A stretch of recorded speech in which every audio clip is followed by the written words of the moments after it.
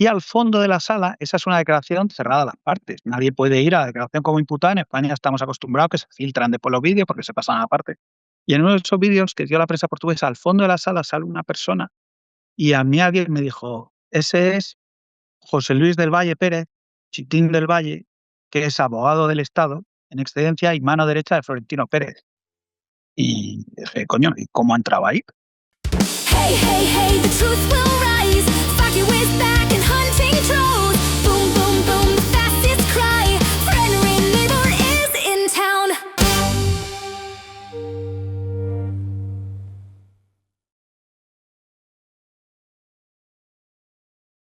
Hoy vamos a hablar de poder, pero no del poder que aparece en las portadas de los periódicos, no del poder que se presenta a las elecciones, no del poder que cambia cada 4 años. Vamos a hablar de otro poder, un poder mucho menos visible, un poder que permanece cuando cambian los gobiernos, un poder que rara vez aparece en los debates electorales y precisamente por eso uno de los más importantes. Porque cuando hablamos de quién manda en una democracia solemos mirar hacia arriba, a presidentes, ministros, líderes de partido, grandes empresarios, pero pocas veces nos preguntamos quién redacta las normas, quién interpreta las leyes, quién asesora a los gobiernos, quién conoce los secretos de la administración, quién ocupa durante décadas los mismos espacios de influencia y quién es capaz de pasar de los despachos del Estado a los despachos de las grandes empresas y volver después al Estado.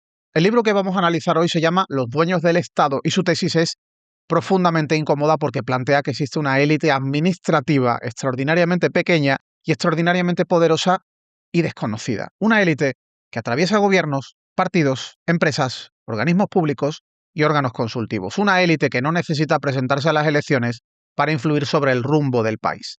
Para hablar de todo ello nos acompaña su autor, Rafael Méndez. ¿Qué tal? ¿Cómo estás? Muchísimas gracias por estar hoy aquí. Muchísimas gracias a ti, Rubén, por invitarme, hombre. Oye, hay una frase que atraviesa todo el libro y que me parece fundamental, y es que la democracia nos permite elegir gobiernos, pero no necesariamente elegir los centros permanentes de poder.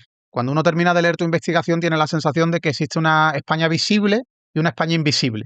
La visible es la que aparece todos los días en televisión y la invisible es la que aparece en tu libro y quizás, bueno, quizás no, seguro es mucho más importante.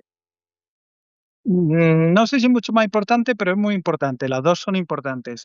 A mí que haya funcionarios independientes del gobierno con poder, me parece que está muy bien. Cuando hay un gobierno de un signo que a uno le gusta, probablemente le parece que ralentizan o que frenan porque tienen que marcar los límites del poder. Entonces, estos altos funcionarios de los que yo hablo son el límite, el engranaje entre el gobierno y la administración. Trabajan codo con codo, pero son el que dice, pues esto no se puede hacer. Ahora hay un gobierno progresista y a mucha gente le parecerá pues que y el gobierno tendrá esa sensación de que los abogados del Estado les están frenando o de que hay una estructura del Estado que frena los avances.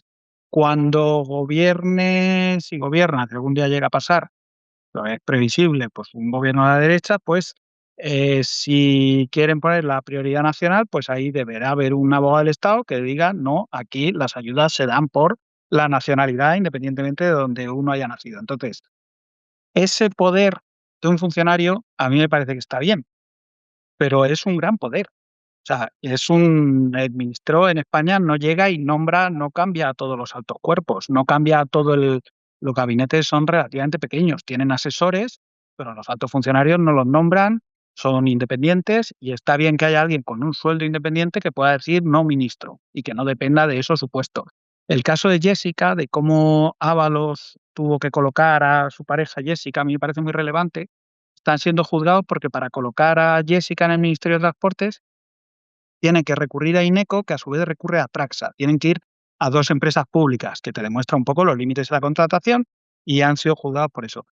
Lo que yo creo es que ese poder de los altos funcionarios debe conllevar pues, una rendición de cuentas, que los conozcamos, que sepamos sus sesgos, que sepamos si tienen negocios, sus conflictos de intereses, su posibilidad de pasar de la pública a la privada de un día a otro y cómo afecta eso al servicio público. Y luego, en algunos casos, que se han compatibilizado los abogados del Estado.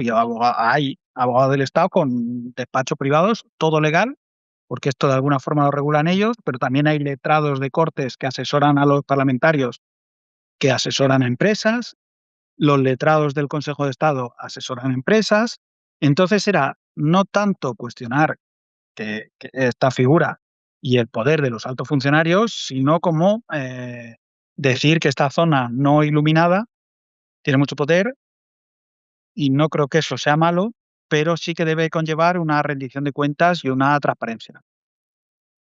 Cuando hablamos de poder, más allá de que pensemos en grandes empresarios, solemos pensar en políticos de partido o en gente a las que los políticos de partido han colocado en puestos de poder, es lo lógico. Y esos son los que salen en los medios, ¿no? Los que protagonizan las campañas electorales, los que vemos continuamente, pues el ministro, el secretario de Estado, el secretario general ha dicho, ha hecho esto. Pero leyendo tu libro aparece constantemente una realidad distinta sobre quienes ejercen un poder especialmente importante, que son esos funcionarios. Claro, es que un abogado de Estado en un ministerio tiene mucho poder, porque si el abogado de Estado dice que algo no se puede hacer y eso se mete en un expediente, ese expediente, si te lo coge un Manos Limpias o quien sea, está frito. Es un poco como los alcaldes con los interventores y los secretarios municipales, que son funcionarios, tú te tienes que llevar bien con ellos. Entonces, esos abogados del Estado, hay un caso, por ejemplo, que cuando el gobierno de Pedro Sánchez estaba en funciones, un abogado del Estado en Hacienda hizo un informe diciendo que no se podía transferir como 6.000 millones de euros a las comunidades y no se podía transferir. Y aquello paralizaba la legislatura. Y se tuvo que hacer todo un procedimiento en la abogada general del Estado superior firmando un informe contrario porque en derecho pues todo es opinable. A mí un abogado del Estado me decía, un secretario de Estado, perdón, me decía un político, me decía, mi abogado del Estado es buenísimo, porque yo quiero hacer algo y le digo, necesito que me digas que es de noche y a lo mejor son las 3 de la tarde. Y me decía, secretario, hombre, es que son las 3 de la tarde. Y yo decía, mira bien por la ventana. Me decía, bueno, pues si bien no es de noche, debido al eje de rotación de la Tierra, lo va a ser pronto y entonces no es tan incorrecto decir que es de noche, porque entonces me hace un informe y yo con eso tengo las manos libres. Entonces, ese poder de que un papel lo paraliza todo y al revés te permite hacer esto, es lo que hace que se haya buscado su complicidad siempre y que no se les hayan puesto controles y que no haya habido que los políticos, los partidos PSOE y PP en 40 años no hayan limitado las compatibilidades, los pasos a la privada, la puerta giratoria, porque tú necesitas llevarte bien con ellos, el que está ahí. Entonces, perdona, me has preguntado de qué estábamos hablando, se me ha ido. De eso, del poder que tienen ciertos funcionarios y tú te estás centrando en los abogados del Estado. Claro, yo me centro en los abogados del Estado porque son los del gobierno. Entonces tienen mucho poder, perdona, lo que iba a decir, sí. Y esta abogada del Estado, que era jefa de Hacienda, que dijo que no se podían transferir esos 6.000 millones a las comunidades por estar el gobierno en funciones, que paralizaba el gobierno de estuvo en funciones meses, no se puede hacer. La otra vez que estuvo el gobierno de Rajoy se hizo, ahora mismo está en el gobierno de Ayuso. Entonces lo que yo digo es que estas cosas no son, la abogacía del Estado no es un ente, es que es un abogado del Estado concreto, que luego se pasa a un sitio y que creo que tenemos que ampliar el foco y saber de ellos y conocerlos, porque es que los pleitos contra España en el Banco Mundial en Nueva York por los recortes a las renovables, que son pleitos contra el Reino de España, los están llevando mayoritariamente abogados del Estado en excedencia que conservan su plaza. Y si fueran políticos los que lo hicieran, sería un gran escándalo. Pero como lo hacen altos funcionarios, pero que trabajan codo con los políticos, pues cuando digo hemos, me refiero a la prensa, hemos pasado bastante de este fenómeno, que además es un fenómeno extendido, no es un caso puntual, sino que puede llevar, yo digo 40 años por ponerle una fecha, pero esto viene heredado de siempre. Te has centrado en abogados del Estado, pero detrás de ministros, presidentes y de gobiernos aparecen una y otra vez determinados cuerpos de élite de la administración. Unos son los abogados del Estado, también hay letrados de cortes, hay consejeros de Estado, tenemos a registradores, tenemos a notarios, personas que son prácticamente desconocidas para la mayoría de la ciudadanía, pero que aparecen repetidamente en los lugares donde se toman las grandes decisiones. Si hablamos del gobierno central, gobierno de España, ¿cuáles serían las figuras claves a nivel de funcionario? Abogado del Estado, 1, 2, 3, responda otra vez. Abogados del Estado, abogados del Estado, que pues Soraya era abogada del Estado, en el gobierno de Rajoy valoraba mucho tener una oposición. Decía que eso te daba, demostraba que eras alguien responsable, que habías sido capaz de encerrarse, de estudiar, te cortaba de una manera. De alguna forma son también conservadores, ¿no? Porque incluso desde el punto de vista vital, quien se mete a una oposición de estas es alguien que no le gustan mucho los riesgos ni las aventuras.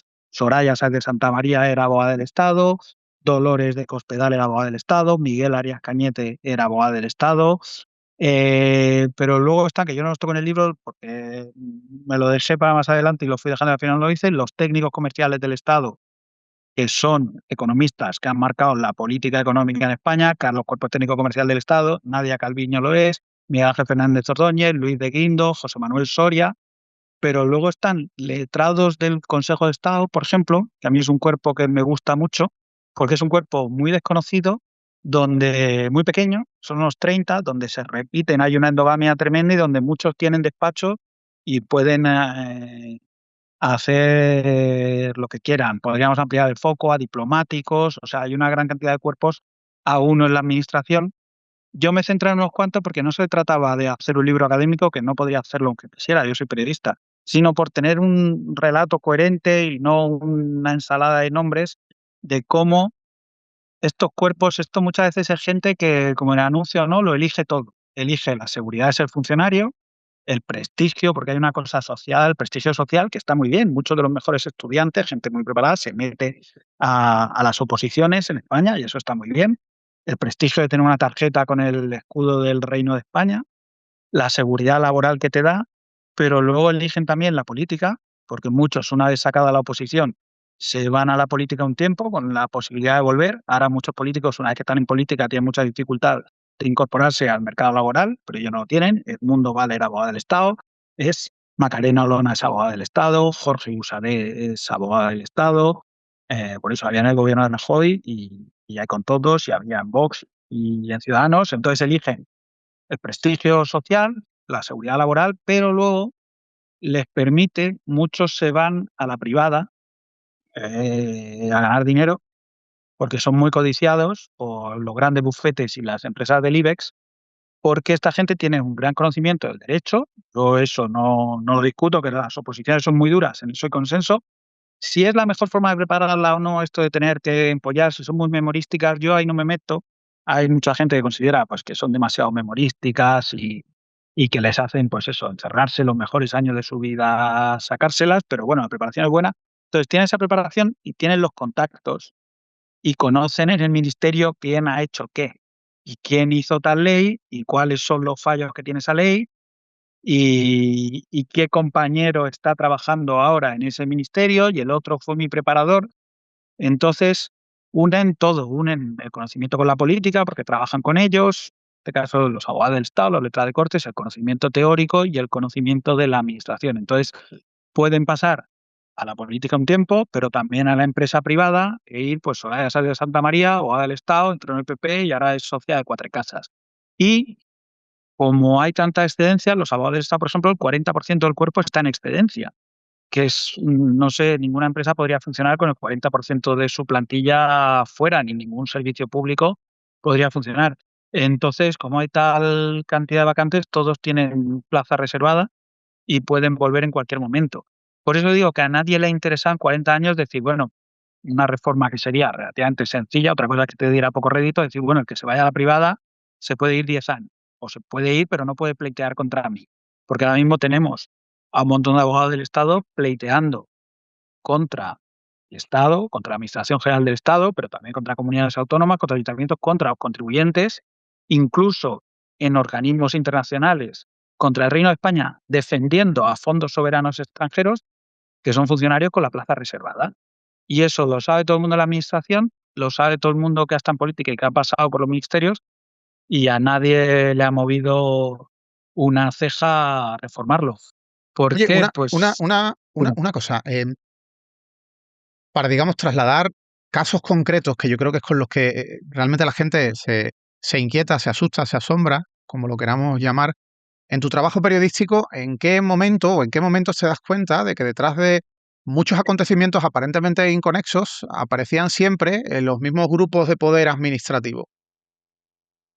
Pues es que esto para mí era un poco, yo trabajé 14 años en El País, luego estuve 5 en El Confidencial y yo he tocado muchos temas, pero siempre acababa saliendo, esto era como un poco, yo un año fui corresponsal parlamentario, estaba todo el día en el Parlamento Y esto me parecía, toda esta tramoya de la administración, como la industria de la política, que nosotros estamos centrados en lo que pasa en la sesión de control y por detrás pasaba un letrado de Cortes que se llamaba Enrique Arnaldo, que a su vez tenía un despacho, que a su vez era catedrático en la Rey Juan Carlos, que a su vez era profesor de Pablo Casado en el Centro Cardenal Cisneros, que a su vez era presidente del Tribunal Administrativo del Deporte, y entonces, eso era como la industria de la política, que no lo cubríamos, pero no pasa nada, porque los periodistas de deporte cubren normalmente los 90 minutos del partido, no toda la industria que hay alrededor de agentes,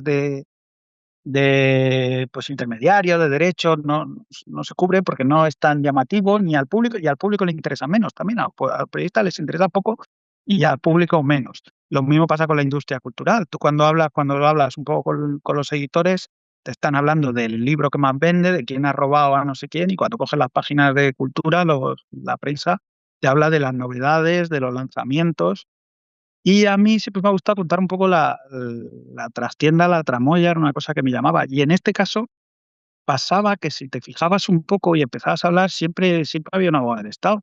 Yo el libro lo empiezo con la declaración de Cristiano Ronaldo, cuando Cristiano declara como imputado en un juzgado de Pozuelo por un delito fiscal. Yo trabajaba en el Confidencial, que está encima de los juzgados de Pozuelo. Y aquello, había cientos de periodistas, era una noticia internacional, todos en la puerta, un calor terrible allí, esperando que saliera Cristiano. Habían dicho que iban a hacer unas declaraciones, habían puesto un atril, él entró por el parking y al final Cristiano se cabreó mucho y no salió, no habló. Imagínate, toda la prensa internacional allí, a final de julio. De hecho, el juez había esperado que acabara la Champions, y me parece que había una Eurocopa ese año para que pudiera declarar sin interferir en la temporada. Y tiempo después la prensa portuguesa dio la declaración de Ronaldo en vídeo, que él suda, lo pasa mal, se molesta, pide un receso, pide agua, y él está francamente molesto, claro, no se ve ahí. Y al fondo de la sala, esa es una declaración cerrada a las partes, nadie puede ir a la declaración como imputado. En España estamos acostumbrados que se filtran después los vídeos porque se pasan a la parte. Y en uno de esos vídeos que dio la prensa portuguesa, al fondo de la sala sale una persona, y a mí alguien me dijo: ese es José Luis del Valle Pérez, Chitín del Valle, que es abogado del Estado en excedencia y mano derecha de Florentino Pérez. Y dije: coño, ¿y cómo ha entrado ahí? Y entró allí presentándose a la puerta, preguntando, pidiendo permiso, pero no como mano derecha de Florentino Pérez, sino como abogado del Estado. Entonces, un abogado del Estado, por mucho que esté excedente, podía pasar ahí. Y entró y escuchó. Al Madrid le interesaba mucho saber qué decía Cristiano. ¿Podía implicar al club? ¿Acaso iba a decir que él había creado una estructura en las Islas Vírgenes Británicas, mandado por el Madrid? Entonces él se entró, pegado las orejas, se sentó al fondo y pasó probablemente delante de cientos de periodistas y ninguno le reconoció. Entonces, esa imagen me parecía perfecta de por qué tenemos que conocer a esta gente y hablar a esta gente. Tu poder es pasar desapercibido, ser invisible a plena luz del día, delante de un montón de gente, en la zona del planeta, en una de las noticias calientes del planeta ese día, y entrar y escuchar. Entonces, si tú vas al borde de la actualidad, a menudo salía esta gente. Mariano Guindal, corresponsal económico de La Vanguardia de muchos años, me dijo una vez: Florentino siempre tiene a su lado a un abogado del Estado. Y es verdad, pero es que si después de eso, si se te queda, te salen un montón. Eh, Iberdrola, con el que Florentino tenía un pulso enorme, Sánchez Galán, que se lleva muy mal, cuando intentó asaltar la junta de accionistas, el que habla en nombre de Sánchez Galán es Martínez Simancas, secretario del Consejo de Iberdrola, que se enfrenta a José Luis del Valle, a Chiquín del Valle. Tienen los dos un intercambio ahí que es súper interesante, y también es abogado del Estado. Y se empieza a saber, hoy sale la noticia de que Apolo ha incorporado a su despacho, a su consejo de administración del Atlético de Madrid, a Antonio Vázquez Guillén, abogado del Estado, que fue abogado del Estado de España, defendía a España durante el Prestige, y que después se fue a un despacho a Lenovery y que lleva muchos de los arbitrajes contra España. Y cuando te empiezas a fijar en grandes operaciones corporativas, pero también políticas, está esta gente, y eso no hacía más que alimentar mi interés sobre el tema. Oye, hay algo que me parece especialmente interesante y es que los gobiernos cambian, los ministros cambian, los diputados cambian, pero muchas de las personas que aparecen en tu libro, y has mencionado a algunas, permanecen durante décadas ocupando posiciones estratégicas. Trabajan con gobiernos del PSOE, trabajan con gobiernos del PP, trabajan después para grandes empresas y continúan teniendo acceso a los mismos círculos de influencia. Claro, un abogado del Estado, de esto se ha escrito poco, pero un abogado del Estado que como en 2010, 2011, escribió, dijo un artículo académico, era un artículo para una revista jurídica que decía, lo sabemos todos, aunque no lo digamos públicamente, que es una cosa que a mí me gusta mucho porque es parte de qué va esto. Esto no se habla mucho en público.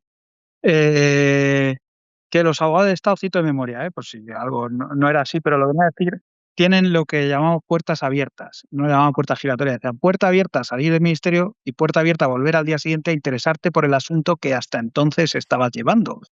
Entonces esto te da un poder estructural, el poder entrar y salir, porque claro, tú eres funcionario, es tu plaza, entonces tú puedes pedir excedencia de un día para otro, ahí no hay control de conflicto de intereses, no hay. A mí un día me decía un asesor del Ministerio de Industria, me decía, yo no me puedo ir a una consultora ni una eléctrica, sería un escándalo. O sea, los hemos tenido, ya ha sido un escándalo. Y está bien, cuando Ángela Cebes lo fichó Iberdrola, decía, ¿qué hace Ángela Cebes de consejera de Iberdrola?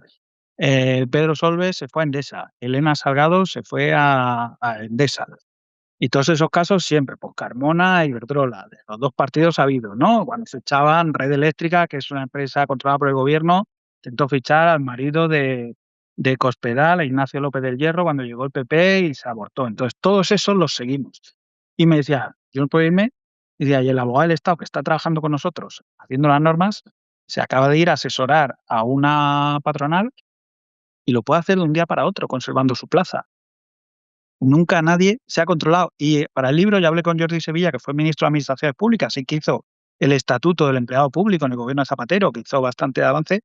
Decía, yo no he visto en una reunión cuando alguien está haciendo una reforma fiscal, una reforma energética, en el que se diga, bueno, ahora que se salgan los funcionarios.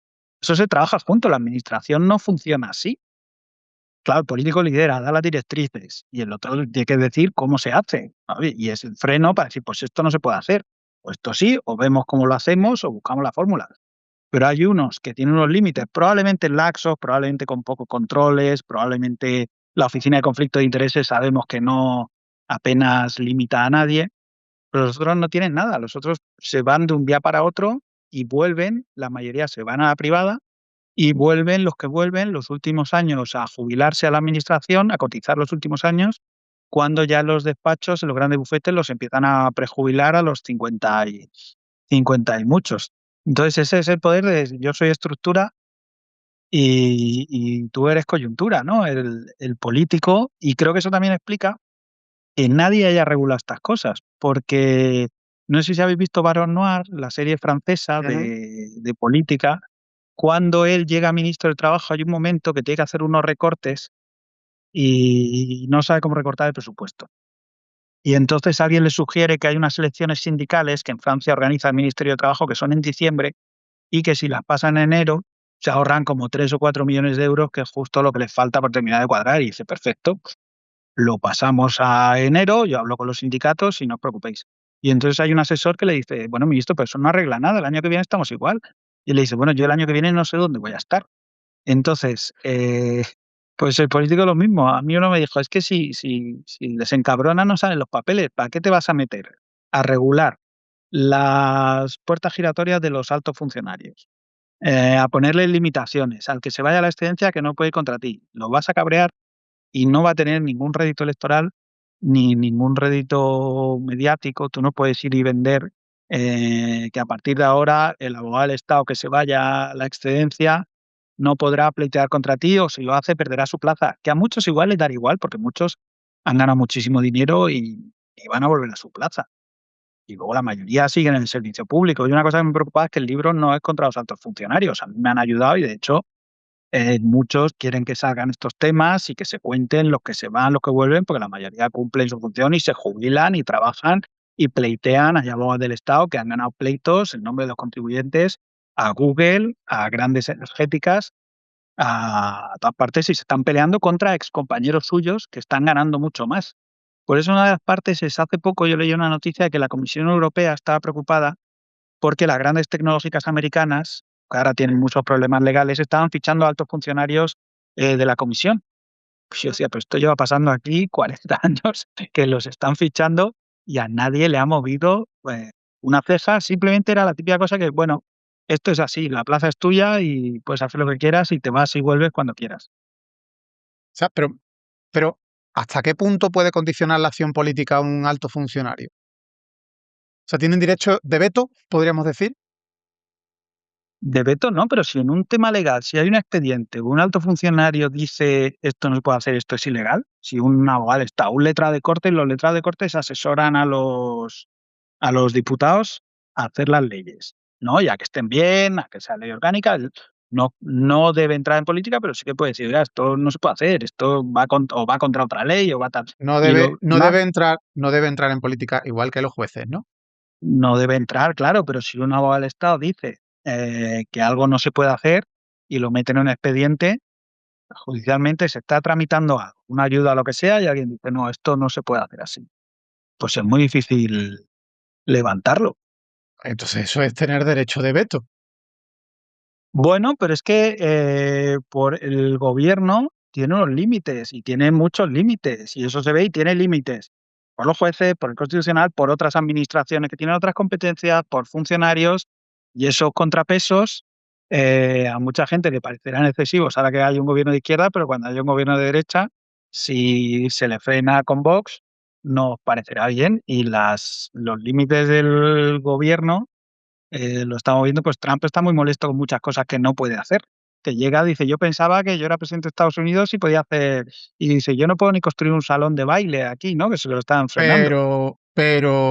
Y evidentemente, estando totalmente de acuerdo contigo, porque aquí no estamos demonizando a los altos funcionarios, igual que no demonizamos a la clase política. Demonizamos al político corrupto, al juez corrupto, o en este caso al funcionario corrupto.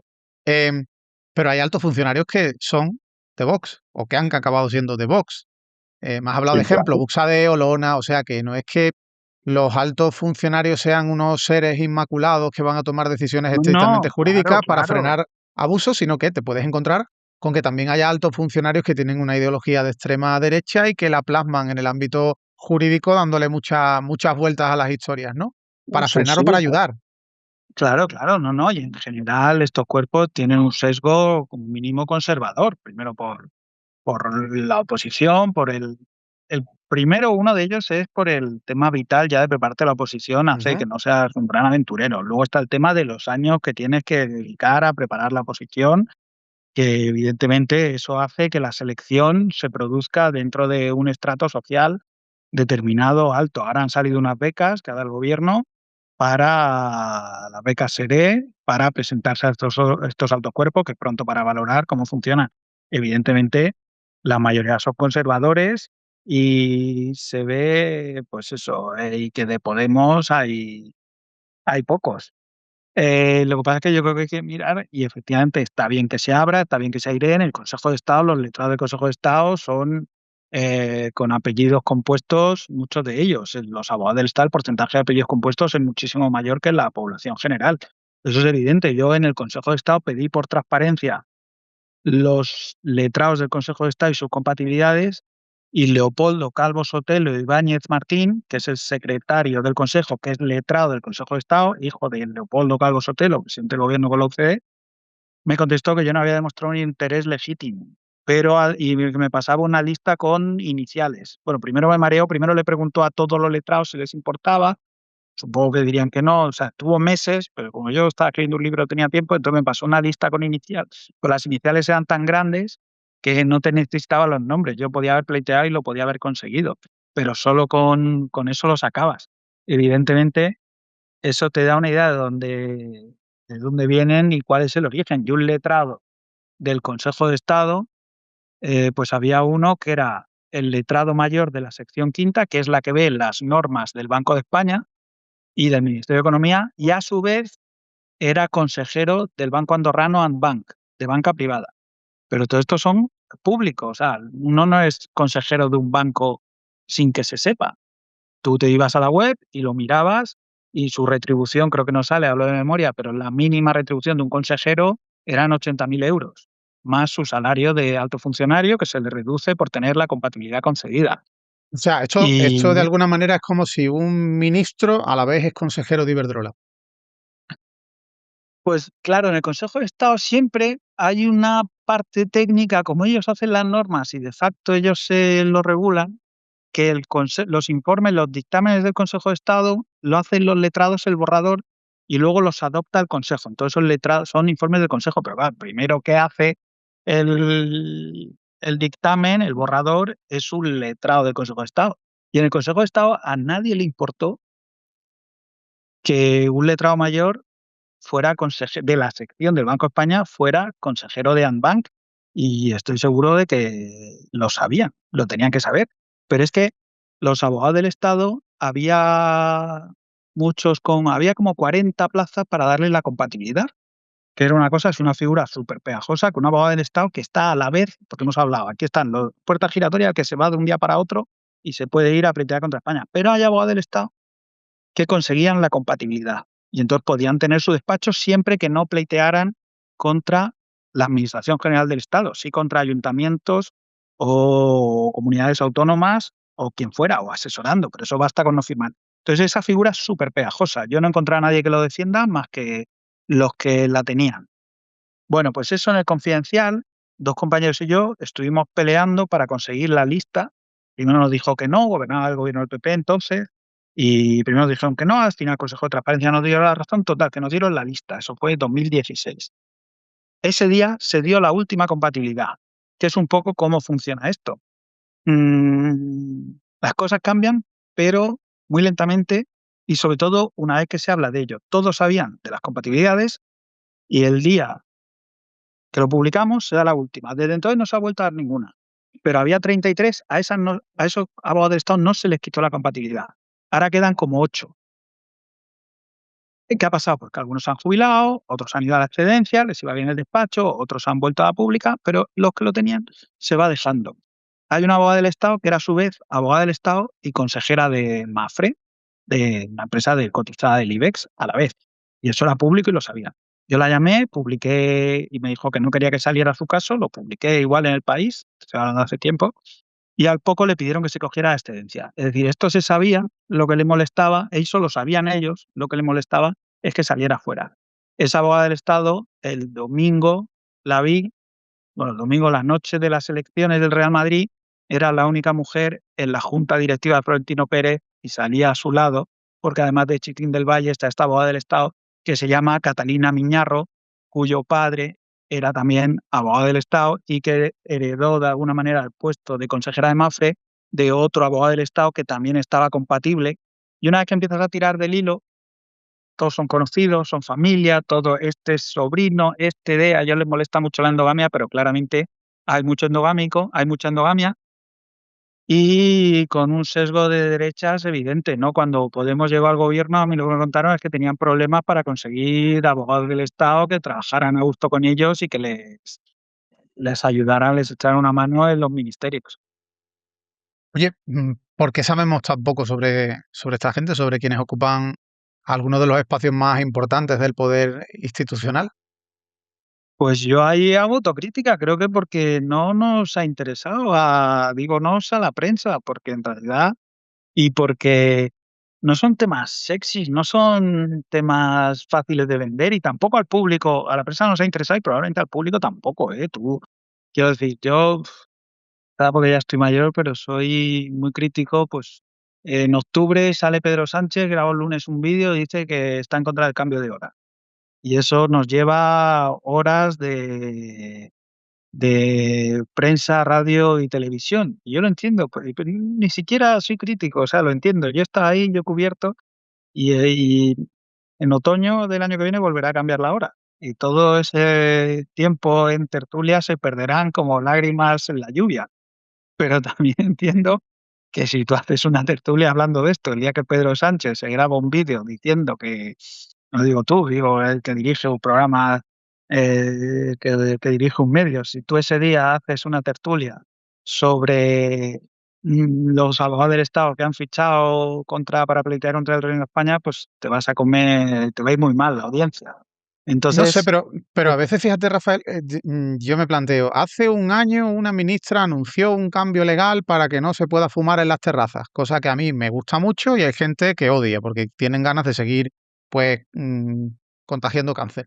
Em, ¿Quién tiene parado eso? O sea, hace un año se anuncia, ¿eso lo tienen parado altos funcionarios? ¿Eso es que son los políticos muy torpes? yo creo que en ese caso lo tiene para el Congreso, Vale, donde no pero te habrá planteaba mayoría, igual que la te planteaba cita un ejemplo previa. cualquiera. Hay cosas en las que por detrás son altos funcionarios que están parando ideas, que están boicoteando medidas y eso no trasciende nunca. Y te he puesto ese ejemplo sin saber evidentemente qué hay detrás, qué hay en la trastienda. Pero hay normas que no se aprueban o hay medidas que no se llevan a cabo sencillamente porque altos funcionarios han tomado una decisión jurídica barra política y eso se puede investigar porque yo hay veces, y tú hablabas del ejemplo de cuando Unidas Podemos entra en el gobierno, yo he tenido conversaciones con gente de Unidas Podemos del gobierno que me decían, es que no me dejan, es que el abogado del Estado me dice que no.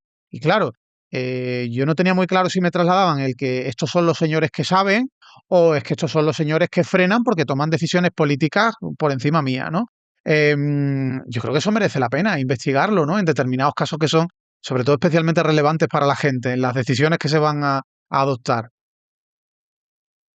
Claro, pero es que el gobierno tiene muchos límites y ahora tú, porque hay un gobierno o ha habido un gobierno donde estaba Podemos y probablemente tenían más afinidad, pero es que hay cosas, esta gente, esta estructura, que es una gente, evita los vaivenes y hace que esto siga, pues si la Constitución dijo no sé qué, si la Comisión Europea dice no sé qué, Vox también se frustra mucho, no estoy comparando, pero Vox se frustra mucho cuando llegó a los gobiernos, tú te hacen consejero de Agricultura y una de las cosas que le va a pasar es que cuando ellos decían, ya está bien de poner vacunas a los ganaderos que los están machacando, y llegará un funcionario autonómico y le dirá, consejero, las vacunas los ganaderos las tienen que poner, porque esto viene de Bruselas. Que no digo que sea el caso, pero me entiendes que, Sí, sí, sí, sí. y yo, insisto, yo, esa estructura, hay casos concretos, como este que te digo, la abogada del Estado, que ahora está con el gobierno de Ayuso, que decía que no se podían transferir 6.000 millones a las comunidades porque estabas en funciones, o sea, que me está paralizando la legislatura. Y eso era una decisión jurídicamente súper discutible. Lo que pasa es que un jurista te puede poner un informe una cosa y la contraria. Y ese es un Igual que un ejemplo político. de lo que tú decías. Entonces un jurista te dice, pues es de noche o es de día. Y si tú estás cabreado o no se lleva bien contigo, te dice, pues no, no es de noche y aquí no. Entonces, un abogado del Estado flexible son muy codiciados y evidentemente ellos tienen ideología y hay cosas que no me gustan, pero las leyes, muchos anuncios del gobierno se escudarán en eso. Si no han eliminado la cita previa es porque no han querido, porque durante años la administración funcionó sin cita previa. Hace 2 años que Escrivá anunció que se iba a retirar la cita previa, Escrivá ya no es ministro y allí sigue la cita previa en todas partes. Mm, Está claro, hay funcionarios buenos, hay funcionarios buenísimos y hay unos poquitos funcionarios malos. Es decir, insistimos, no estamos criminalizando a la clase funcionarial, a los altos funcionarios, pero la cuestión es, y si hablamos de gobierno central, porque si nos ponemos a hablar de administraciones autonómicas, diputaciones provinciales, ayuntamientos, hablamos de miles y miles. Gobierno central, porque claro, si no Hablando, hablamos. hablando de gobierno central, ¿podríamos decir que hay un poder oculto de un puñado de altos funcionarios que son capaces de tomar grandes decisiones o frenar grandes decisiones y ponerles nombres y apellidos? ¿Eso a 5, 8, 10, 15, 20 personas? ¿O eso ya se me está yendo un poco la pinza y estoy conspiranoico? Pues yo no soy nunca, nunca es nunca, porque creo que siempre la explicación más sencilla es la más cercana a la verdad, conspiranoico, y en este caso tampoco. Hay un poder invisible porque tiene un punto aburrido, porque tiene un punto tedioso, porque a la prensa no le ha interesado, porque tampoco es sexy. O sea, que creo que esto se podía haber cubierto mejor y se podía haber contado y se podía haber auditado mejor. Eso de que haya un funcionario ante el Constitucional, un abogado del Estado que defiende al Estado ante el Constitucional, que tiene un despacho privado y que lo contrata no se sabe quién, caso real, Alfonso Ramos de Molins, Sáenz de Baranda, es noticia, lo puedes mirar en su web, que tiene un despacho que dice que asesora a grandes empresas, pero no lo sabes tú, no lo sé yo, pero tampoco sabe el Ministerio de Justicia para quién trabajan.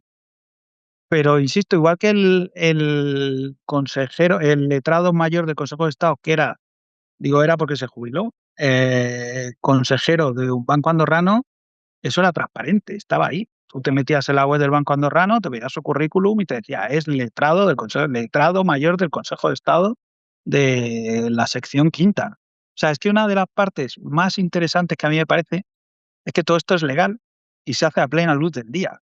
Por eso también me cuesta mucho hablar de un poder oculto, porque oculto Bueno, está de todo menos oculto. O sea, está en la sombra porque lo hemos decidido los demás no iluminarlo. Que este abogado del Estado, que este letrado del Consejo de Estado era consejero de un banco andorrano que estaba en la sección quinta, bastaba con mirarlo. Que una abogada del Estado era secretaria del Consejo de Mafre, bastaba mirarlo. El secretario del Consejo de Afinsa, la macroestafa de los sellos, era abogado del Estado en activo. Y en el juicio salió que había papeles de Afinsa con membrete de la Abogacía del Estado. Y eso salió allí durante la vista y a nadie le importó, a nadie, pero quiero decir, era una vista pues televisada, un macrojuicio, porque probablemente siempre hay, yo le busco la explicación de que siempre hay una cosa más importante, pues los directivos de Afinsa, la gran estafa. Por eso lo de juntarlo todo en el libro, decir, oiga, que los conflictos de intereses de esta gente, que los pasos de la pública a la privada, que esta gente que está compatibilizando, que hay letrados de cortes con negocios privados que nadie controla mientras asesoran a los diputados y que no aparecen por el Congreso. Francisco Martínez, que está siendo juzgado por la Kitchen, es letrado de cortes en activo. Está en activo. Es que una vez que lo empiezas a ver, salen muchísimos. Inspectores de Hacienda en excedencia, todos los fiscalistas que salen en las noticias, Carlos Neira, el novio Ayuso es inspector de Hacienda. En excedencia, pero inspector de Hacienda. Está el presidente del TEA, del Tribunal Económico Administrativo Central, que tenía una empresa y ha sido acusado. O sea, hay muchísima gente que una vez que te empiezas a fijar, ¿no? Igual es como cuando te estás sacando el carnet de conducir que ves a todo el mundo con la L, que te parece que de repente todo el mundo lleva la L y que nunca te habías fijado. Pues una vez que tienes este chip, ves altos funcionarios en las noticias, siempre al borde, pero yo insisto, creo que es culpa, bueno, culpa o responsabilidad de la prensa que no ha querido mirarlo. Por eso a mí me cuesta hablar de poder oculto cuando muchas de las cosas bastaba con mirarlas. Que la secretaria del Consejo de Mafre es un cargo, no es un cargo público en el sentido de que se nombre o dependa de los ciudadanos, pero que está el Consejo de Mafre está en la web y que la secretaria era abogada del Estado en activo, se podía saber. Ahora, casualmente, hemos ido para atrás. La última relación, como cada 10 años así, el Ministerio de Justicia publicaba la relación de abogado del Estado. Pues salía el nombre, la fecha en la que sacaron la oposición, su destino, si estaban en activo, en excedencia o en servicios especiales. Bueno, la última relación publicada este año ya no incluye dónde están, ni si están en activo o en excedencia. O sea, hemos ido hacia atrás. Esto con un gobierno progresista, por protección de datos, esos cálculos de que el 40% está en excedencia, ya solo lo vas a poder hacer si conoces a alguien dentro de la abogacía y te lo pasa. O sea, encima pues, pero, vamos hacia atrás. pero sí, no sé, pensamos en, digo, por insistirte en ir a nombres, a un grupo de nombres especialmente poderosos, porque si pensamos en los principales empresarios, en los empresarios más poderosos del país, se nos vienen a la mente Florentino Pérez, Ana Botín, Amancio Ortega. Hay un grupo de empresarios que todos tenemos en mente, ¿no? Florentino Pérez, 5, 10. por eso Florentino Pérez, con un abogado del Estado, Chiquín del Valle al lado, en ACS y en el Real Madrid con Catalina Miñarro Brugarolas. Amancio Ortega, que tenía a Pablo Isla, que era abogado del Estado, que es abogado del Estado de CEO. Ana Botín, Jaime Pérez Renovales, que fue secretario general de presidencia con el PP, vino del Santander y pasó de secretario general de presidencia a secretario del Santander de un día para otro. Fíjate, los que han nombrado, siempre al lado hay un abogado del Estado. Y has nombrado a 3 abogados del Estado, especialmente poderosos. Eh, ¿Tú podrías definir quiénes son los 5 altos funcionarios con más poder en España? Uf, no me siento capaz, Mira, porque hay un nombre, claro, hay un nombre que me ha llamado, Rafael, mucho la atención, ¿no? De tu libro, José Manuel Serrano Alberca. Ese es un perfil, creo, especialmente interesante por lo que puede hacer y por lo que ha hecho y por lo que hará. Vamos a hablar un poco de él y a ver si luego salen algunos nombres más especialmente potentes. Claro, no, si yo nombres, el libro está lleno de nombres, no me he cortado nada, no he hecho Sí, sí. una cosa que no quería hacer era un libelo muy español, español en el sentido de insinuar muchas cosas y decir un abogado de pelo cano que conduce no sé qué, Sí. como, joder, que es un mal muy, ¿no? De yo sé muchas cosas, pero no las cuento, ¿no? Eso que dice, no hay medios periodísticos de yo valgo más por lo que callo que por lo que sé y lo que tengo atado, lo he contado. Y hay Bueno, pues cosas que digo que no las puedo contar. porque en el Pero caso de Serrano Serrano, Alberca entiendes que su historia, digamos, era fundamental para entender la tesis claro, general de tu libro, ¿no? claro, Serrano Alberca es el letrado de Cortes de la ponencia constitucional. Es el que junto a Rubio Llorente se reúne con los diputados de la ponencia constitucional, con Pérez Barba, Soletura, Fraga, Miguel Herrero de Miñón, Guerra, Pere Llorca, y es el que les asesora en la ponencia constitucional. Pues eso, allí todo el mundo dice que había mucho nivel, mucho debate jurídico, muchos. Y el que levantaba las actas y el que traslada eso y el que lo redacta y el que está, pero estaba con ellos codo con codo. De hecho, él en su despacho en Alcobendas tiene una foto con ellos en un retiro en Gredos y está él y es una foto muy bonita ahí a la entrada. Entonces, Serrano Alberca fue el letrado de Cortes, ya está jubilado mucho tiempo, y tenía un despacho de abogados súper importante en Alcobendas, de donde es él, su familia tenía muchísimo suelo y Serrano Alberca, su despacho, consiguió cambiar toda la teoría de las expropiaciones en España, siendo funcionario, funcionario de las Cortes, porque tradicionalmente los letrados de Cortes, después de unos años, conseguían la compatibilidad y trabajaban desde su despacho. Eso era así, lo de Francisco Martínez, que es Íñigo Méndez de Vigo, el letrado de Cortes, Ignacio Astarloa, que fue secretario de Estado de Seguridad con el gobierno de Rajoy, es letrado de Cortes. Entonces él tenía un despacho y cambió toda la teoría de las expropiaciones, aumentando muchísimo el precio, o sea, a favor de los expropiados. Pero claro, especialmente en Madrid por las radiales y por Barajas. Los expropiados, entre los que en ese momento estaban Juan Abelló, la familia Franco, la familia Serrano Súñer, y eso nos ha costado a los contribuyentes como 3.000 millones de euros. Y él daba entrevistas y lo explicaba y siempre se presentaba como abogado. Y yo que ya estaba escribiendo esto decía, me abogado y funcionario en activo. Funcionario de las Cortes, pero vale, no de la Administración General del Estado, las Cortes es un poder independiente, entonces él, siendo funcionario de las Cortes, podía pleitear contra la Administración y sacarnos, digo sacarnos a los contribuyentes 3.000 millones. Ole por él como abogado, pero quizá creo que deberíamos haber puesto el foco ahí, que alguien debería decir, bueno, pues por lo menos no le paguemos su sueldo, no le paguemos otro sueldo, ya que se está haciendo en millonario, ya ha ganado muchísimo dinero y ha hecho millonaria a mucha gente. Pues eso que era y por eso digo que era transparente, porque hay entrevistas con él diciendo: "Yo he cambiado, esto no se podía valorar a suelo de patatal", y entiendo que sus clientes estarán muy contentos. Hubo unas monjas que habían heredado un terreno a las afueras de Barajas, una mujer muy creyente que les dejó a las monjas, y la expropiación de ese terreno fueron 80 millones de euros. Y hemos pagado 80 millones de euros en plena crisis por la teoría de Serrano Alberca, avalada por los jueces, con los que él tenía buena relación, y era funcionario activo, funcionario de las Cortes, pero funcionario.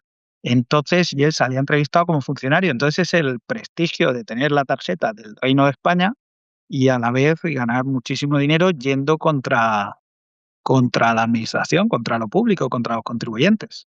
Pero tu idea en este caso concreto es que este señor que ejerce de abogado, simplemente por su prestigio como funcionario público ante los jueces, provoca más credibilidad en sus tesis, o es que hay movimientos dentro de los gobiernos para cambiar normas y que puedan provocar determinadas interpretaciones jurídicas. Bueno, en este caso fueron los tribunales los que le dieron la razón. Obviamente, él estaba muy bien conectado y yo no tengo la capacidad para decir si jurídicamente hay quien ha dicho que es un disparate, pero eso lo validó el Supremo, lo validó todo el mundo, nos costó una millonada y él estaba en las Cortes, él no trabajaba en el gobierno. Claro, yo lo que dicen, dice, no, si yo en el gobierno yo no trabajo, yo llevaba una comisión menor, pero se conocen todos, se saludan, está ahí y le daba él, hay entrevistas suyas en televisión hablando cuando el rey abdicó como experto jurista, claro, ahí no sale como abogado de en expropiaciones, ahí sale como letrado de la ponencia constitucional, que tiene mucho más prestigio. Entonces lo tenía todo y le estábamos pagando a los contribuyentes a la vez un sueldo como letrado de Cortes por la mañana y por la tarde él estaba sacándonos 3.000 millones de euros eh, en su despacho privado. Que eso se arreglaba muy fácil, obligando, bueno, no sé cómo de fácil, pero obligando a cambiar la ley diciendo, bueno, que se vaya a excedencia no puede ir contra nosotros, que es una cosa que creo que la mayoría de contribuyentes podría entender y ninguna empresa toleraría tener a alguien ni en excedencia ni en activo. Tú estás en una empresa y te vas a una excedencia, dices, bueno, te vas a una excedencia, pero no puedes ir contra mí. Un periodista que trabaja en el país no se puede coger una excedencia e irse al mundo a escribir, a poner a parir al país. No lo consentiría nadie. Bueno, pues esto es lo que estamos consintiendo todos los días. Digo administración, pero en realidad son las administraciones, porque le pasa a todas.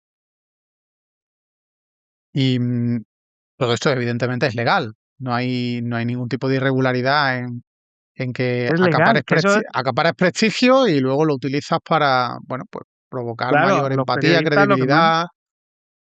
claro, a los periodistas lo que más nos gusta, y a mí también, es destapar ilegalidades, ¿no? Pillado, ¿no? Que hemos pillado a este, destapado un caso, pero en este caso lo que lo hacía más interesante, y creo que era todo legal, porque entre otras cosas las normas las hacen ellos y las supervisan gente que trabaja con ellos y que no te va a llevar, no vas a ganar nada enfrentándote a ellos. Entonces todo es legal, todo se puede hacer y entonces casi la pregunta dice, bueno, ¿y esto por qué es legal? Pues porque a nadie le ha importado. Y yo creo que el fenómeno, y por eso lo de juntarlo en un libro y contar muchos casos, es decir, oiga, que esto no es uno o dos, no sea la mayoría, pero desde luego no son uno o dos, ni es un caso aislado, no es un letrado de cortes pillado que tenía un esto, es que es legal y bastante extendido. em, 3.000 millones de euros de afección a los ciudadanos, la capacidad de Hablo de ejercer. memoria, pero hablamos de Sí, miles de millones. En las renovables, los abogados del Estado en excedencia están pleiteando contra sus compañeros en miles de millones. Solo un caso, mira, el otro día, ese no está en el libro porque me enteré después, porque a raíz del libro me está llegando mucha información. España tiene un montón de arbitrajes internacionales por los recortes a las renovables del gobierno de Rajoy y de Zapatero. De Zapatero y de Rajoy en ese orden, cuando llega la crisis, empiezan a recortar a todo el mundo y también recortarse a las renovables. Los fondos internacionales pleitean contra España en Nueva York o en Estocolmo y fichan, pero a veces fondos soberanos y empresas públicas alemanas y fondos soberanos del Golfo, fichan a abogados del Estado en excedencia.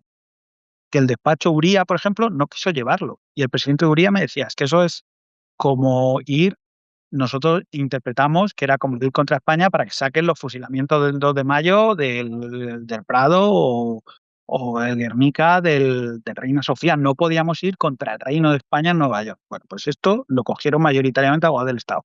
España creó un departamento de arbitrajes internacionales para defenderse, que es el único país junto con Canadá que lo tiene.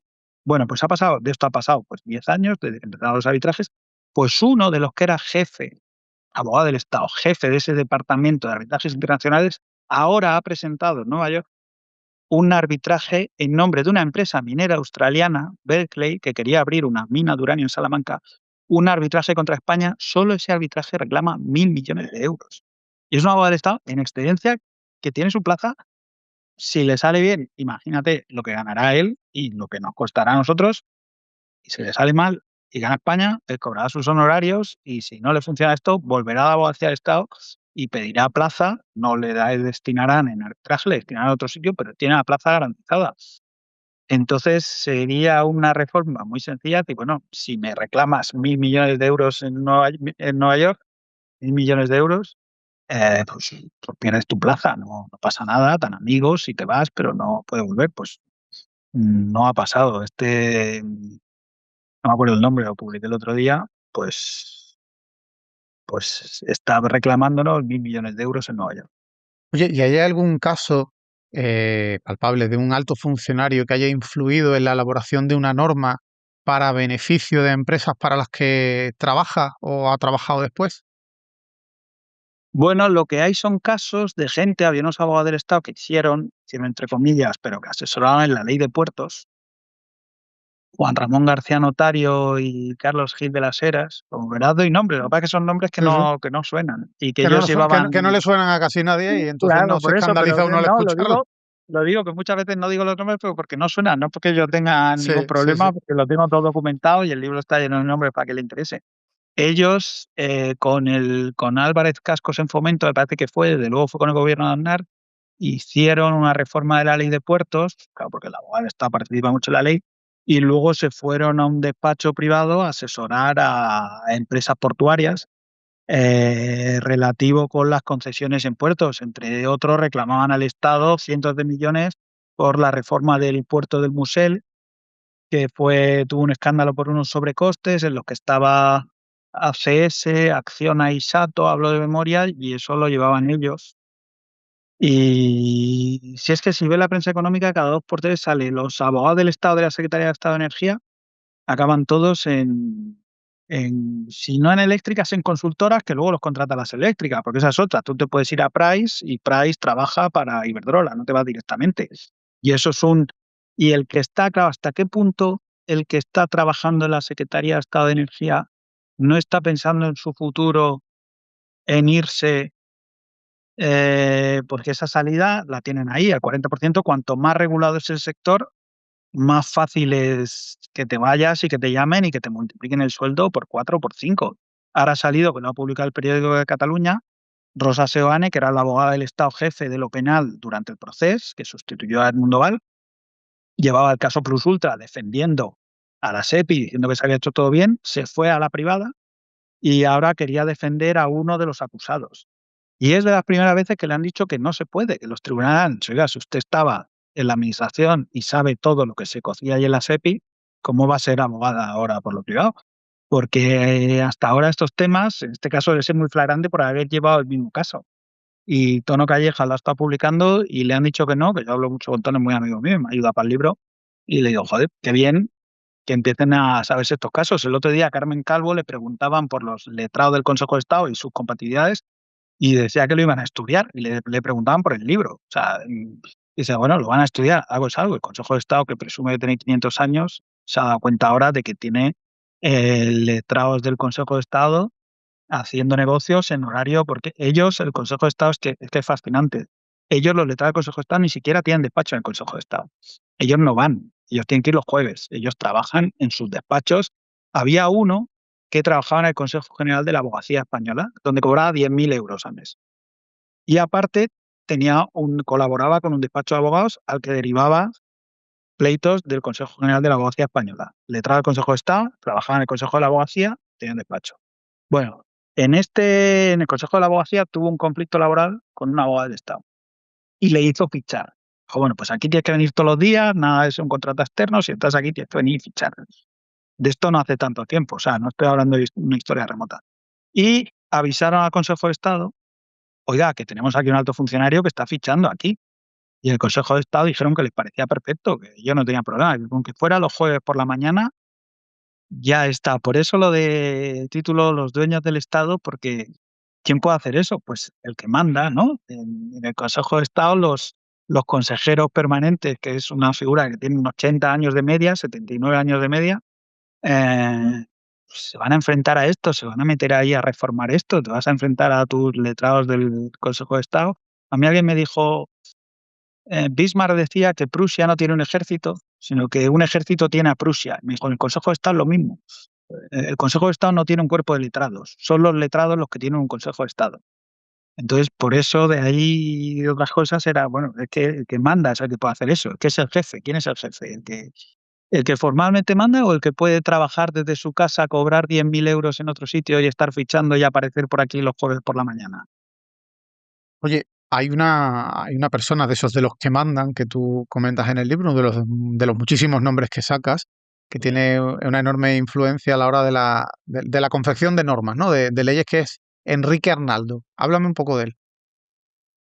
Pues Enrique Arnaldo, que es magistrado del Constitucional y de alguna forma líder de la mayoría conservadora, eh, era durante muchos años letrado de Cortes. Él no es de familia bien, no es de familia de juristas, y conseguía ser a la vez letrado de Cortes, tenía un despacho junto con otro letrado de Cortes que montó, Ramón Entrena, en el que hacía trabajos para empresas públicas de administraciones, siempre de administraciones del PP, por ejemplo, la Televisión Balear con Matas. Luego él contrató a Jaume Matas, que le facturaba por hacer informes. Muy curioso, porque él trabajaba en las Cortes como funcionario y luego facturaba a la Televisión Balear, por ejemplo, por hacer informes sobre la tramitación de leyes, que se parece bastante a su trabajo como funcionario. Pero a la vez era catedrático en la Rey Juan Carlos, la universidad que creó el PP, y a la vez era profesor en el Centro Adscrito a la Complutense Cardenal Cisneros, donde dio clase y Pablo Casado se sacó la carrera a toda velocidad cuando le echaron de ICADE o en ICADE no aprobaba y Esperanza Aguirre le dijo que se tenía que sacar una carrera, pero además, porque era muy amigo de Miguel Cardenal, que era secretario de Estado para el Deporte con Rajoy, hijo de Jesús Cardenal, el fiscal general del Estado en la época de Aznar. Miguel Cardenal fue secretario de Estado para el Deporte y como se conocían de la Rey Juan Carlos, le hizo presidente del Tribunal Administrativo del Deporte. Entonces conseguía ser letrado de Cortes, tener un despacho privado, catedrático de la Rey Juan Carlos, profesor del Centro de la Complutense y presidente del Tribunal Administrativo del Deporte, el Tribunal Administrativo del Deporte donde se ven las sanciones deportivas, donde sí, a él le gustaba mucho. Entonces, al ejemplo, yo lo he tratado y Arnaldo es encantador, es muy simpático. No sé cómo le habrá sentado el libro, si le ha llegado. Y él dice que es que su vida es trabajar. Dice, bueno, ya, pero yo tengo un trabajo y a veces me meto en fregados como escribir un libro y siento que ya voy justo y que lo estoy haciendo mal. Mi día tiene 24 horas. No sé, hay mucha gente con una capacidad, pero es un ejemplo perfecto y por eso también tiene un capítulo de cómo y él trabajaba para, pues eso, para administraciones, para empresas, la Radio y Televisión Balear y para otras. Y en el hearing él tuvo una audiencia para ser nombrado magistrado del Constitucional y O'Donnell Orza del PSOE le sacó todo esto, pero tampoco pasó nada, ¿eh? O sea, él está ahí él le sacó que sí cumplía la compatibilidad en las Cortes, él dijo que sí y ya está. Y Arnaldo, nombrado con el voto del PSOE tras el acuerdo con el PSOE y PP para renovar el Constitucional, pues está de magistrado en el Constitucional y no descarto que quizá en algún momento pueda ser hasta presidente del Constitucional. Y hay otra cosa en el libro que comentas que también me parece especialmente relevante y es la teoría de los sistemas generales, ¿no? Y por qué tuvo un impacto económico tan enorme. ¿Eso cómo funcionaba y quiénes fueron los beneficiados? Esto es lo de Serrano Alberca, lo que él llamó la teoría de los sistemas generales, de que si te expropiaban un patatal, si eso servía, estaba dentro del año 50 o cerca de Barajas o para una radial y eso aumentaba el valor del suelo, en realidad te tenían que pagar por lo que iba a valer en el futuro. Y eso aumentó el precio y ahí pues se beneficiaron pues mucha gente normal que tenía terreno en el sur de Madrid, en el norte. Los del norte solían ser más ricos o a las salidas, pero también pues Juan Abelló, eh, los Serrano Suñer, los Franco, hubo mucha gente de mucho dinero que gracias a esa teoría de Serrano Alberca, que era letrado de Cortes en activo, ideó y consiguió que triunfara en los tribunales. Em, si hay una institución que simboliza el poder invisible del Estado, posiblemente sea el Consejo de Estado. Estabas comentando antes algunos elementos relacionados con quién manda realmente en el Consejo de Estado, quiénes son los dueños del Consejo de Estado casi. La mayoría de ciudadanos realmente apenas saben qué es el Consejo de Estado, ¿no? El ¿Y qué Consejo de Estado función tiene? a mí me resulta un lugar fascinante. Para empezar, es el único sitio donde hay cargos vitalicios en España, salvo la monarquía. Y hay cargos vitalicios, los consejeros permanentes, ellos se llaman consejeros permanentes, vamos, se llaman oficialmente consejeros permanentes, yo creo que porque vitalicio igual cambiaría un poco, que Está feo, sí. eso se creó, ellos apelan mucho a la tradición, pero ese puesto lo había creado Franco en los años 40 y luego lo quitó. Franco lo quitó, dijo, vitalicio, ¿no? Y les puso, no sé si a 70 años, pero en ese tiempo no se murió nadie, total, que nadie cumplió esa edad, total, que cuando llegó la transición, estaban en un limbo, aunque había cambiado la ley, ellos seguían. Entonces, Miguel Herrero y Rodríguez de Miñón pactó con Gregorio Pérez Barba recuperar los puestos vitalicios. Entonces, pactó meter en la Constitución el Consejo de Estado, metieron un artículo muy breve, con lo cual eso está ya blindado ahí como órgano independiente del gobierno. Y luego en la ley que lo desarrollaba metieron los consejeros vitalicios que Franco había suprimido. Poco después, el padre, Gregorio Peces Barba, fue nombrado consejero vitalicio. Gregorio Peces Barba y del Brío, que había sido un jurista represaliado por Franco, que murió en los años 90 estando en activo, y ahora lo es Miguel Herrero y Rodríguez de Miñón, que era letrado del Consejo de Estado, que ha sido, y que ahora ocupa uno de esos puestos vitalicios. Entonces, lo que mandan, lo que hablamos, los letrados tienen muchísimo poder. Federico Trillo Figueroa Martínez Conde es letrado del Consejo de Estado. Él cuenta en sus memorias que su padre le preguntó qué quería ser. Su padre había sido alcalde de Cartagena, estamos hablando de principios de los 70, y era alcalde de Cartagena con Franco, y le preguntó, y él dijo, letrado del Consejo de Estado, y entonces le presentó a Miguel Herrero Rodríguez de Miñón, que había sido de él. En las anteriores oposiciones le dijo, pues yo te preparo. Ahora la hija de Trillo es letrada del Consejo de Estado, y es un cuerpo donde hay casos, hay una letrada cuyo padre era letrado, su abuelo era letrado y su marido es letrado. Hay dos hermanos que son letrados, los hermanos García Trevijano Garnica, cuyo padre era letrado. Hay otros dos hermanos, Torre de Silva y López de Letona, lo de memoria, me puedo confundir, es que son muchos apellidos. Y su padre era letrado y dos hermanos lo tienen. Y es un cuerpo muy pequeño y muy endogámico para empezar, porque es muy difícil, te tiene que preparar alguien de los que está dentro, te tiene que preparar la oposición. Entonces ya es muy difícil que te prepare alguien si eres y tocas un día la puerta y te apetece. Entonces, lo que decía, el Consejo de Estado estaba ahí, es simplemente que a nadie le ha interesado, porque hemos dicho qué sitio tan aburrido que será esto, ¿no? Que cada 6 meses sale el Consejo de Estado, se opone a no sé qué, pero es un lugar fascinante, es como un cantón mayor del Estado profundo. Pero vamos, eso lo estás planteando claramente como una monarquía hereditaria. Es como si el rey dijera, oye, pues yo he elegido a mi hija mayor para ser reina y la voy a formar para que aprenda. No, es que le toca a ella, lo haga como lo haga. Y ahora en este caso tú me hablas de gente que forma a los suyos, a sus hijos, para que ocupen esas posiciones porque nadie más que ellos son capaces de darle la formación. O sea, yo por mi cuenta o tú por tu cuenta no podrías haberte formado para lograr ganar unas oposiciones a ser miembro del Consejo de Estado. Por mucho que hubieras empollado por tu cuenta, seguro.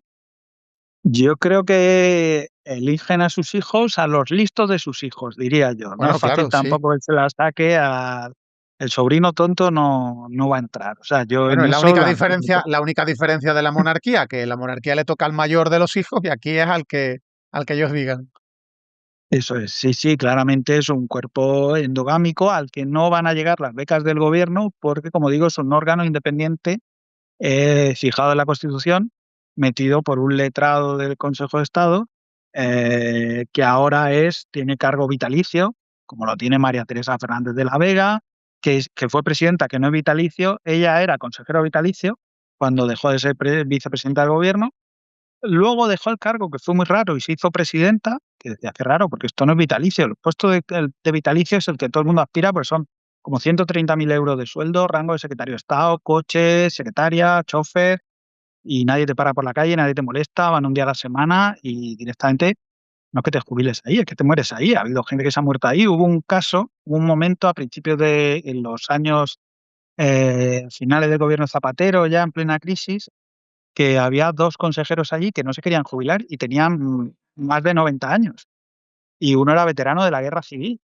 Y entonces no se querían jubilar y les crearon en una disposición final en los presupuestos generales del Estado una pensión para que se fueran en plena crisis, en plenos recortes. Un gobierno progresista les hizo una reforma legal, escondió allí para darles una pensión. Ahora mismo hay un consejero de Estado, consejero permanente, que tiene 96 años.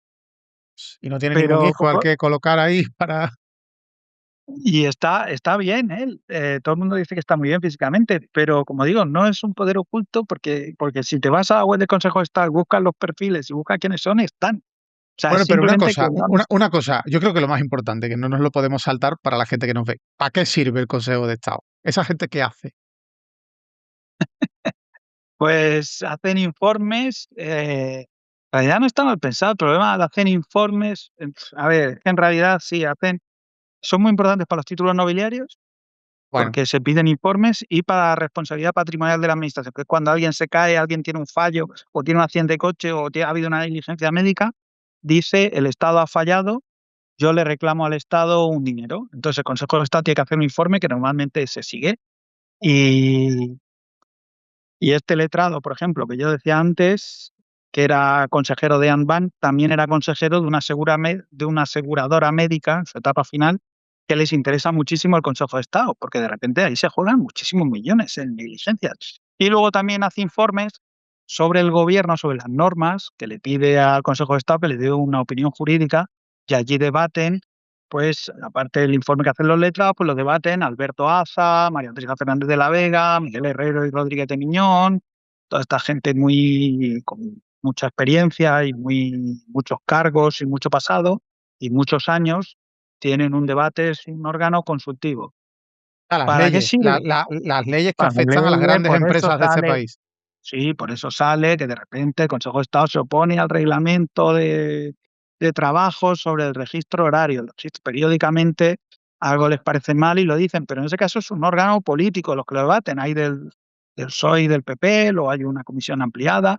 Por ejemplo, los expresidentes tienen un puesto allí reservado y ninguno lo ha cogido porque todos han preferido ganar más dinero fuera. No ganarían mal, ¿eh? Ahí.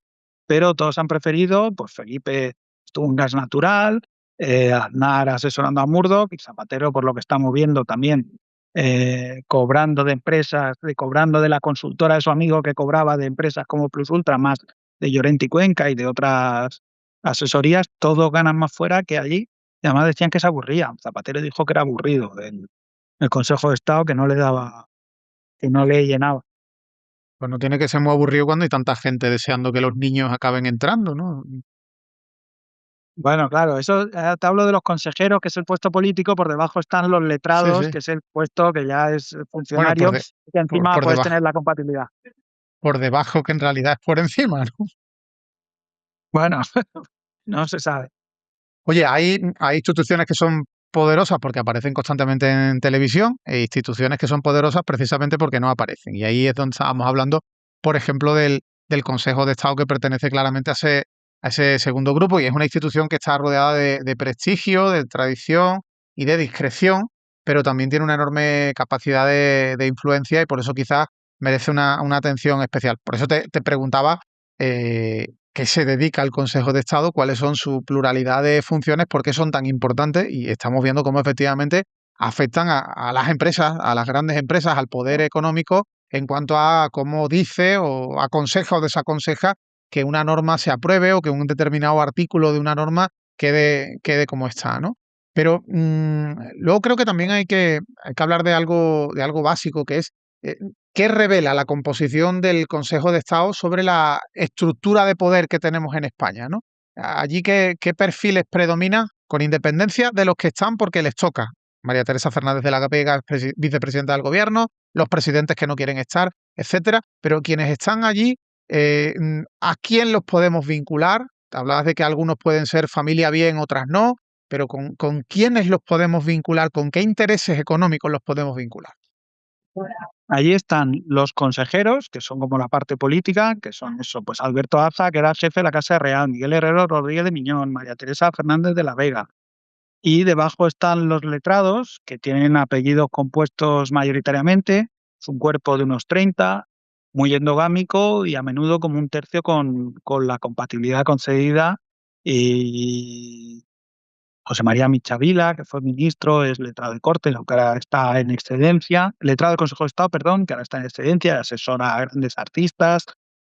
Trillo es letrado del Consejo de Estado, también ya está jubilado. Y pues eso sería lo que hablábamos antes de que yo pedí un día la lista y había un listado de apellidos enorme. Y, perdón, yo pedí la lista de letrados del Consejo de Estado con la compatibilidad concedida y Leopoldo Calvo Sotelo Ibáñez Martín, que es letrado del Consejo de Estado e hijo de Leopoldo Calvo Sotelo, me dijo que yo no había demostrado un interés legítimo y que solo me daba iniciales. Pero con las iniciales, como había apellidos compuestos muy largos, con eso lo podíamos sacar. Oye, o sea, me estás planteando que un ex ministro entra después en el Consejo de Estado como letrado, cosa que a un ciudadano de a pie que piense, bueno, eso no es nada, No, ser letrado del Consejo de Estado. había entrado antes. No, no, Trillo era letrado desde los años 70, Michavila también.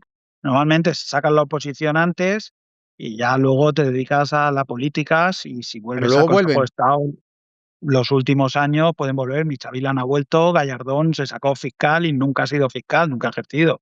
Se lo sacan como una red de seguridad, ¿no? Que los padres de Gallardón le dijeron, pues sácate la oposición y con eso ya, si en algún momento lo necesitas, pues Trillo se sacó la oposición en el año 75, me parece, y debió volver hace muy pocos años, después de ser embajador en Londres, los últimos años, que creo que lo compatibilidad con su despacho.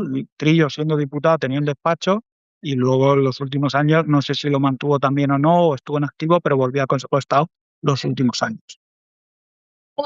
O sea, que ser letrado del Consejo de Estado te sirve para tener suficiente capacidad de influencia como para proyectarte nada menos que como un ministro. Bueno, claro, es que conocer la administración te sirve para una carrera política, por eso ser un alto funcionario te da a Rajoy al PP, les encantaban los altos funcionarios, Soraya, Cospedal, Trillo, Arias Cañete, pero en el PSOE, pues López Garrido es letrado de Cortes. En el PSOE hay menos, hay más técnicos de la Administración Civil del Estado, que es un cuerpo más transversal, menos elitista, hay más, puede saltar más de esto, más de un ministerio a otro, un poco como esa composición, pero claro, ser letrado del Consejo de Estado tiene mucho prestigio, una oposición muy dura y muchos acaban en política. Oye, y tú cuando has investigado tantos hechos, más allá de tantos nombres, pero tantos hechos relacionados con decisiones de poder que se toman por parte de los funcionarios en distintos órganos, eh, ¿qué conflictos de interés, o al menos a tu juicio, conflictos de interés más importantes te has encontrado? Y si digamos que son excepciones los conflictos de interés o son algo muy, muy frecuente. Pues hay muchísima puerta giratoria, un alto funcionario que lleva pues eso, que está en la Secretaría de Estado de Energía y pasa a asesorar a eléctricas de un día para otro. Esos hay muchísimos, de nuevo de forma legal, porque nadie lo ha regulado. Tú puedes estar en un ministerio, en un departamento e irte y eso lo cuentan ellos, que eso pasa. A muchos les parece que no está bien, pero es legal. Tú puedes haber sido defensor de España, director del Departamento de Defensa en la Abogacía de Estado del Departamento de Defensa de Arbitrajes Internacionales y pasar a llevar un arbitraje contra España un tiempo después reclamando 1.000 millones. Yo creo que eso en la política sería un escándalo y se contaría, que aquí pasa relativamente desapercibido. Y luego está el siguiente escalón, los que están con compatibilidad, que que tienen su propio despacho, que son menos, pero también Ujú. legalmente pueden tener un despacho y nadie sabe para quién los contrata. Pero cuando se pilla alguno, lo que se hace es discretamente pedirle con un café que se vayan a la excedencia. Oye, estás haciendo esto, estás asesorando a este, está feo, tómate un café, mm, vete a la excedencia. Nunca hay un expediente, nunca se hace nada, nunca hay un expediente disciplinario, nunca se abre. Y de alguna forma, hoy por ti, mañana por mí. Y supongo que obteniendo tanta información y desentrañando tantas cosas como has visto, habrá algunas, no sé si muchas, no sé si la mayoría, que te habrán escandalizado. ¿Y cuál podrías definir como la que más te ha provocado, pues no sé, dolor de estómago? Pues el otro día una abogada del Estado me pasaron, había hecho un comentario sobre el libro en una red social y decía, conozco a la mayoría de los premiados en el libro, pero creo que por estar dentro puedo justificar todos los comportamientos.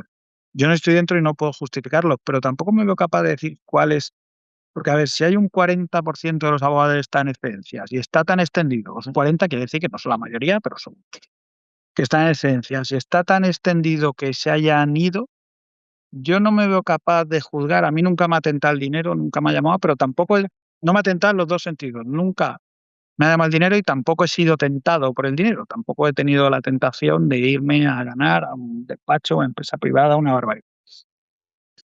Pero quizás a la edad yo no me veo capaz de juzgar al que ese abogado del Estado que escribió el de sabemos todos, aunque no lo digamos, que están las puertas abiertas para salir y las puertas abiertas para entrar.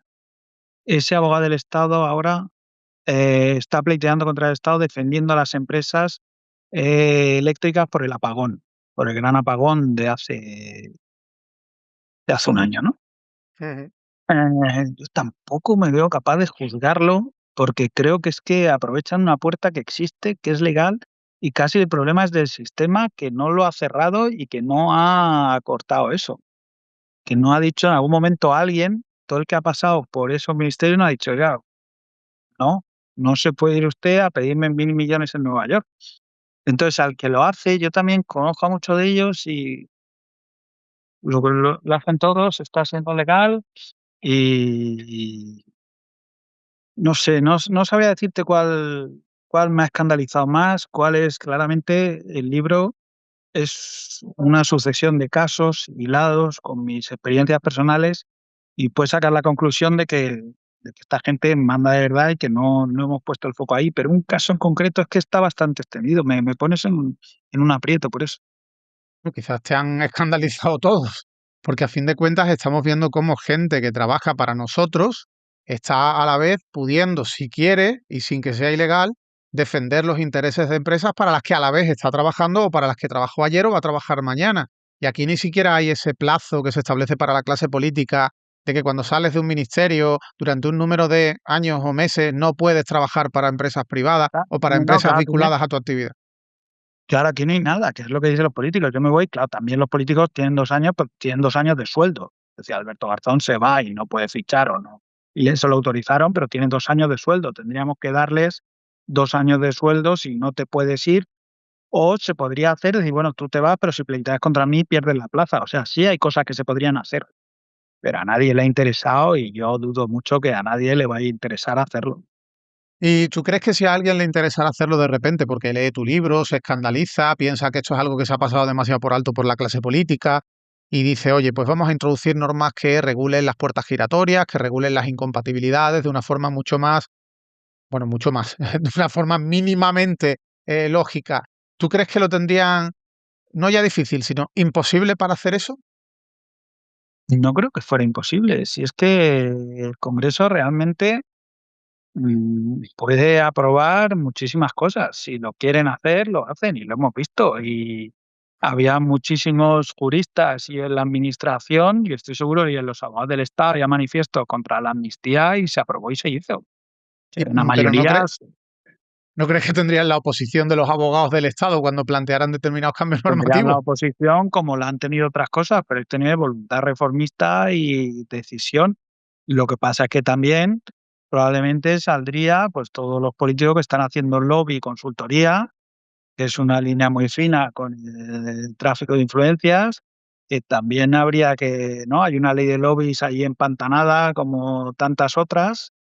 Y quiero decir, yo no estoy diciendo que esto sea el mayor problema. Estoy diciendo que esto es un problema. Ayer me preguntó, dijo, joder, el problema no está en las cloacas, sino está aquí. Bueno, yo no digo que el problema está aquí, pero que aquí hay problemas.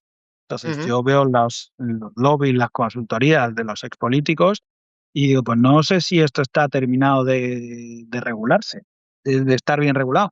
Entonces, yo creo que esto sí que se podría decir, oiga, el abogado del Estado, el alto funcionario que se vaya a excedencia, si pleitea contra mí, pierde su plaza. No sé, igual hay un problema legal que se me escapa, pero yo con la gente que he hablado no lo ha visto. ¿Y qué Obviamente no más? les iba a sentar bien. Obviamente no les iba a sentar bien. Pero eso es gobernar.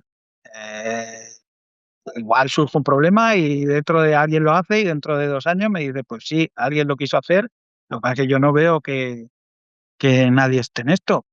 Y se puede acabar con las compatibilidades, pues, oiga, los que tienen compatibilidad que elijan o su despacho o la administración, pero no, lo que se ha dejado es durante 10 o 20 años, ya llevan 10 años, había 33 abogados del Estado compatibles, quedan 8. Y en las Cortes lo mismo, se podría decir, oiga, pues el que es letrado de Cortes, es letrado de Cortes. Esto es un poco como los médicos, ¿no? En la pública y la privada, que se deja hacer para no Ujú. molestarlo, para que no se cabreen, para que tengan un sobresueldo. Pero claro, yo estoy hablando de cuerpos muy pequeños, con mucho poder, y decir, pues oiga, no nos gusta que haya un letrado de un abogado del Estado en Corte Constitucional que defiende las leyes del gobierno frente a grandes empresas que tiene un despacho que no sabemos quién le contrata. Eso está pasando ahora. Si nadie lo ha tocado es porque no le ha interesado. Luego, si le tocan, podemos ver si surgen los obstáculos, pero desde luego Ahora mismo lo que ha pasado es que no ha habido voluntad. Tampoco creo que dibujar ese monstruo enorme contra el que no puedes ir porque tiene demasiado poder, el que está en el gobierno es el que manda. Desde luego puede intentarlo. Otra cosa es que efectivamente surjan obstáculos legalmente, en la Constitución haya algo a lo que se puedan agarrar, que puede ser que haya un recurso y que te lo tumben, pero es que nada de eso ha pasado. O sea, yo esto de: "No, no lo hemos hecho porque no se va a poder". Bueno, cuando lo haga y no le salga, Pero me lo cuenta. nunca nadie desde ningún gobierno ha intentado un cambio regulatorio mínimo en este sentido.